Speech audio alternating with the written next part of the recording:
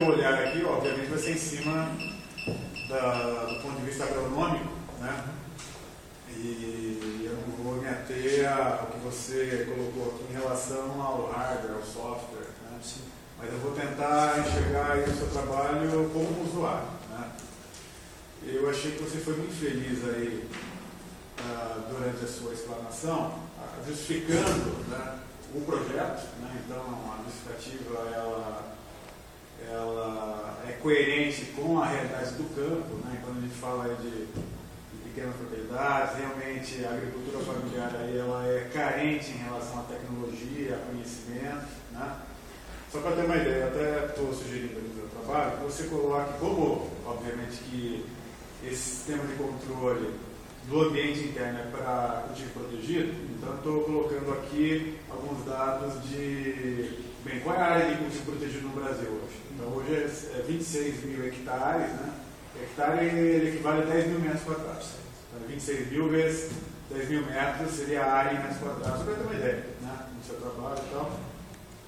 E aí depois eu sugiro, ao longo da sua região geográfica, para você colocar só 2 parágrafos em relação ao termo manejo, né? Porque você coloca manejo do ambiente, só para, do ponto de vista agronômico, o que significa e qual é a sua importância em relação à cultura que está aqui dentro do projeto, né? Só isso, nada mais, né? Você já deixou claro ali que ele é de baixo custo, né? Mas teria uma ideia de quanto seria isso? É que o protótipo é sempre mais caro do que o produto real. Para se ter o controle da forma como está aqui, descontando a estrutura de acrílico, tem 2 mil reais em equipamentos, com possibilidade de controlar muitos sensores, né? Um número bastante elevado de atuadores, que seria superdimensionado para controle de uma única estufa. Então seria abaixo desse valor do custo de produção. Na verdade, até os nossos alunos do agro, eles acabaram de voltar de uma feira da Hortitec na Holanda, que é uma feira especializada só nesse setor. E no setor de produção de flores, de hortaliças, em ambiente protegido.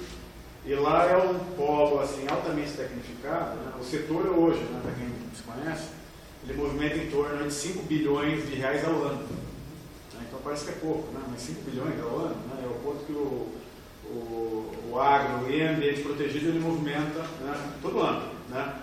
E tem várias empresas que trabalham com climatização de estufas lá na Holanda, né? Então é muito interessante, tem demanda.